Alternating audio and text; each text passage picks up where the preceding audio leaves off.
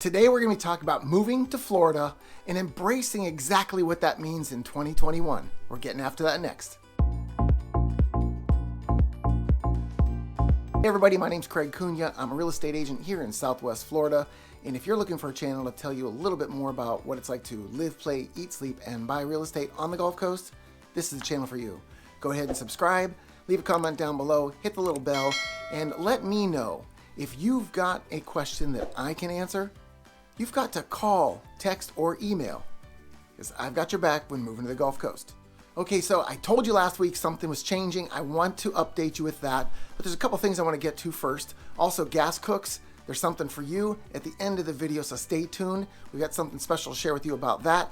Otherwise, we're going to touch on some of the things going on, again, in this area of Southwest Florida, and some of the things that are making radical changes for us in our area. One of the things you can do to kind of prepare for 2021, 2022, and all the years that are going to follow is knowing and understanding that we're in a cycle of tremendous growth. Things are going to be really busy.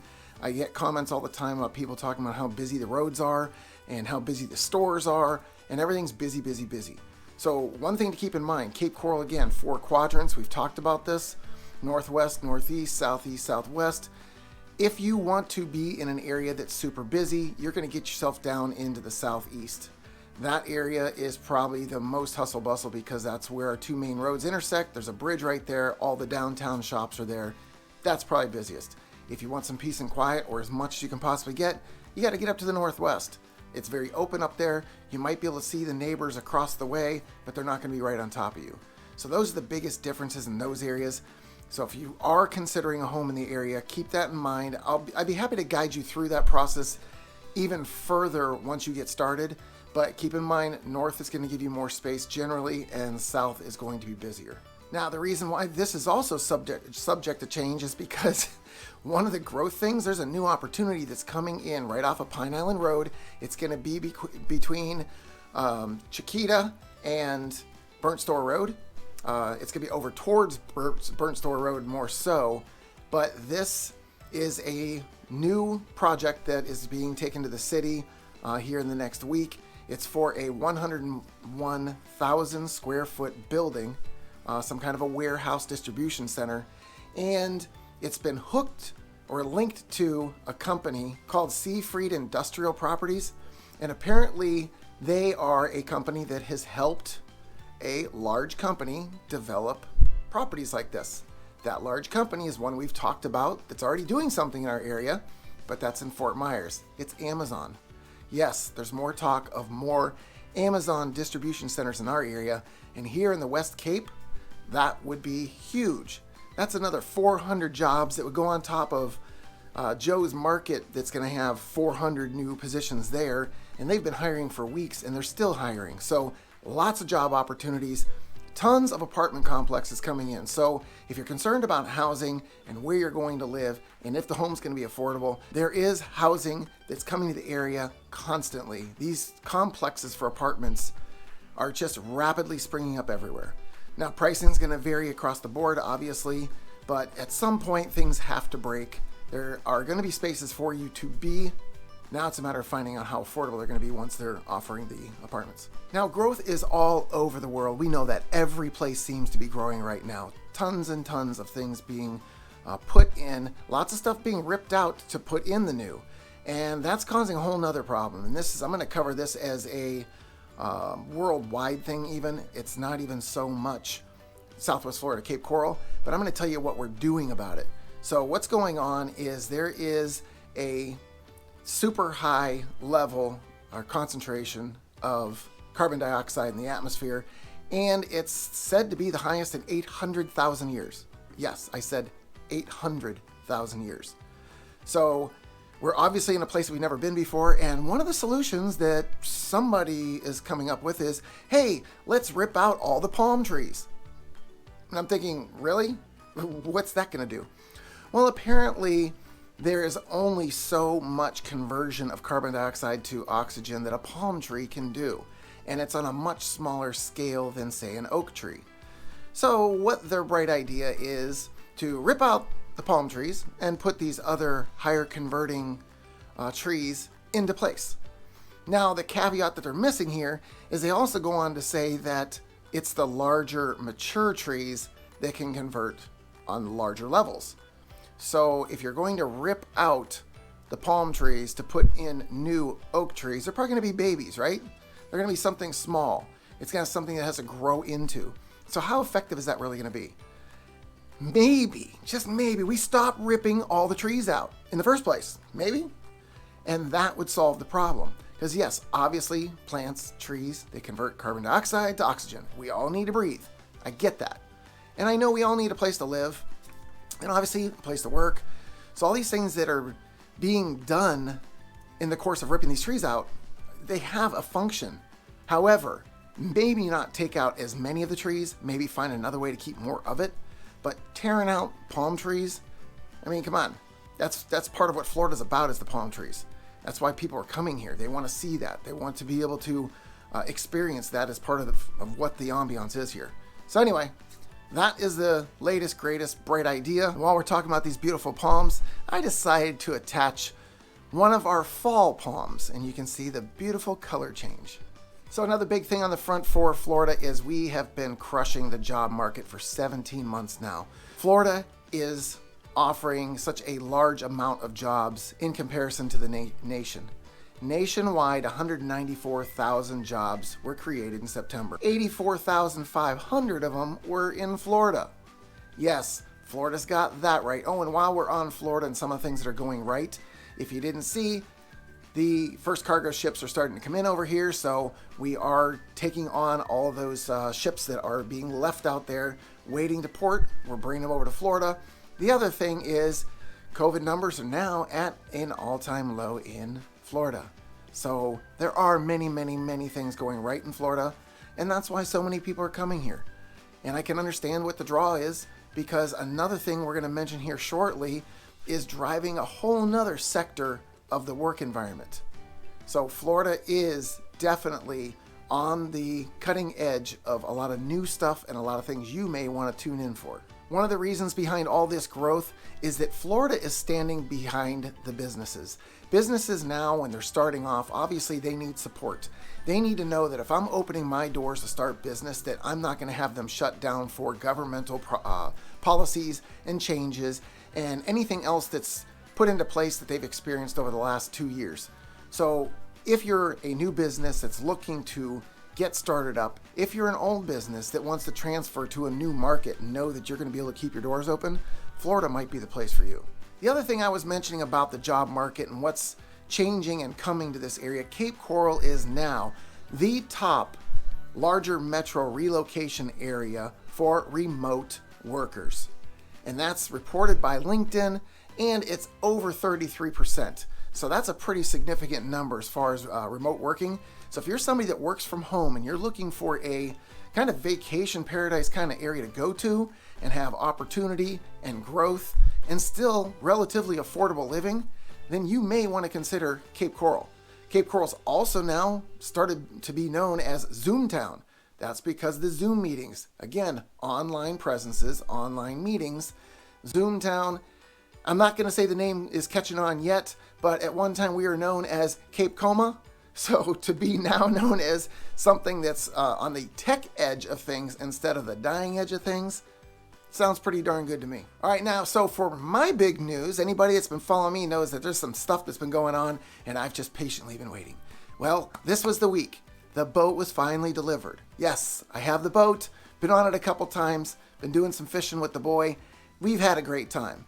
But I want to quickly touch on some of the things that you may want to consider if you're a boater, because boating is one of the key things for Cape Coral. Again, more canals than anywhere else in the world, with over 400 miles of them, and I'd say about 2/3 of those are saltwater canals. So if that's something you're going to be doing, pay attention and think about how you are going to be using your boat.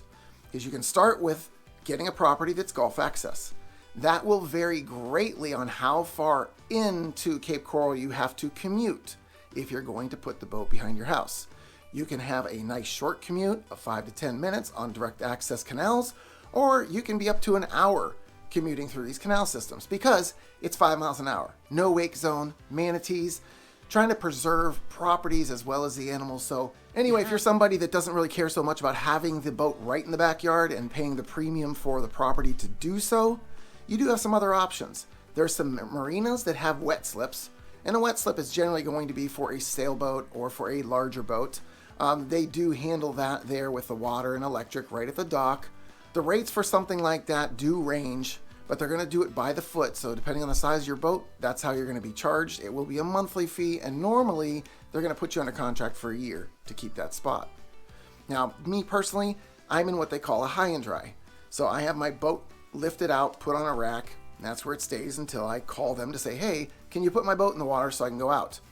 I chose this form because I don't live on Gulf Access, and I wanted to know that I was going to use the boat as much as possible. So with this high and dry, I was advised to do this because I don't have a lot of time to be trailering the boat and putting it in and taking it out and taking it home and flushing the engine and cleaning it and all this stuff. So at a high and dry, you bring it back, they'll wash down the outside, they'll scrub the brush, the whole outside, and if you ask them and give them a little tip, they'll clean the inside as well. So you can have it all taken care of for you. And again, there's a monthly charge for this, annual contract. You reserve your spot and you can keep it kind of like you would the Packers tickets. You know how hard those are to get. So it's the same kind of thing with the high and dry. Once you have the spot, you might want to keep it because you may not get one back. The last way that you're probably going to take care of your boat would be to trailer it. Now, if you were trailering, one of the great things about Cape Coral is that you can keep your trailer in the backyard. That's where I keep my trailer. Boats in the marina, in the high and dry, trailers in the backyard. If you're not going to do that, you can put the whole boat on the trailer back there as well. They just ask that you keep it to the back of the property, but you'll notice in some of the video that not everybody adheres to that, but they don't have a problem. Because as long as the neighbors don't say anything, then you're generally in the clear. But they do want it at the back corner of the property, not in the driveway, not on the side yard. Or you can put it behind a 6-foot or higher fence, and that obscures what they believe enough to keep it there. So those are your options. Then you have to consider, what ramp am I going to go to? We do have multiple boat ramps here. So if you're going to be using a ramp, one of the things I advise you to do, we've talked about the parking sticker, the blue one that you can get for Lee County and many of the boat ramps there. There's also a yellow one for Cape Coral. So if you get that one, I believe that one's only $40 for the year, but that gives you access to all the boat ramps in Cape Coral. Once you park, you're set. You don't have to put anything in the meter. You don't have to get the little sticker out of the box. Just put that on the back of the truck and you're good for the year. Speaking of boat ramps, we've got another huge project that's going on. It's been talked about for a very long time, and I just saw today that the commencement date for the Yacht Club renovation is March of 2022. And it's going to last almost 2 years to get this thing done, but it is an incredible project. They are literally relocating the boat ramp, installing a parking garage, rearranging the entire slip setup, and giving additional parking for the trailers, the trucks and trailers after they unload. There's also going to be a new swimming area, new restrooms, beach is going to be renovated. So there's going to be a lot of change. It's going to take 2 years to get there, but in the end, it's going to be a great thing. There's going to be more parking put down there for the boathouse as well, because anybody that goes down to the boathouse, you know what parking's like down there. So we do need this. It's something we're looking forward to. We're going to have a little bit of patience to get to it, but in the end, well worth it. Nowadays, when you go into home shopping, one thing you're going to have to do differently is you will need to start shopping insurance in your 7 to 10 day inspection window. That's also called a due diligence period. Go ahead, talk to the insurance companies, get a rough quote, because some people are saying these insurance quotes are getting rather expensive. Make sure you're doing your due diligence during that time frame. If you need some help identifying some insurance companies to talk to, just let me know. I'd be glad to help. Now, with this insurance, you also get credits for various things around the home. So if you're dealing with an older home, some things you're going to look for is storm protection on all openings. That means windows in the garage. That means if there's a service door that has a window, any opening needs to be covered. If it's not, you lose the credits. Just like that whole 3-nail thing we've talked about numerous times, the hurricane strap. If it has 2 nails, you're not getting the credit. So make sure you're checking the boxes of all these things. And you know those transom windows at the very top row of a garage door? That's one that doesn't count. If that is there and it's not storm rated, you're getting dinged again.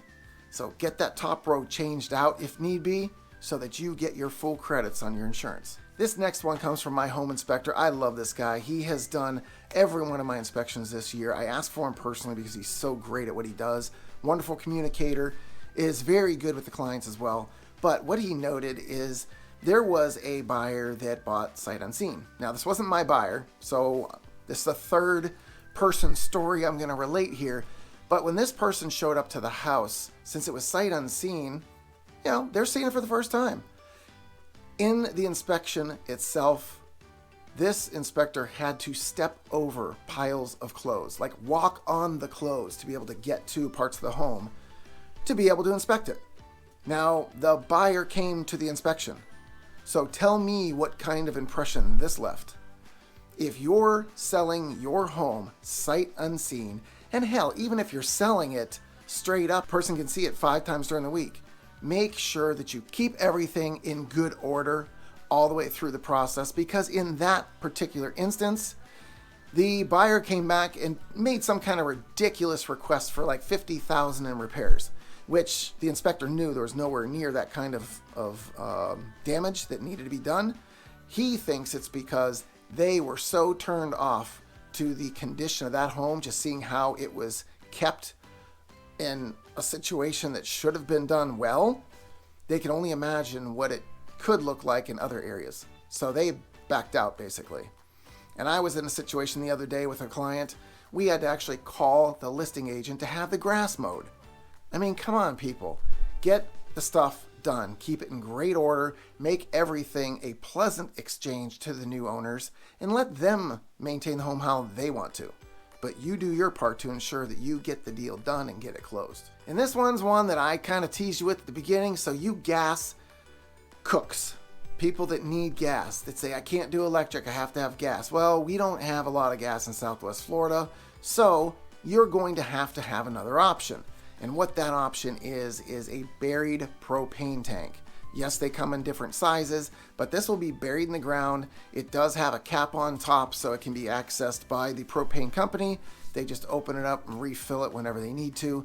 But depending on your usage, you can get a super size or you can get a smaller one. But if you need to cook with gas, or if you want this to attach directly to your propane or to your gas grill in the pool area out back, this is how you're going to do it. So that's a little bit about moving to Florida and embracing what 2021 looks like. If you have any questions, check out one of these other videos.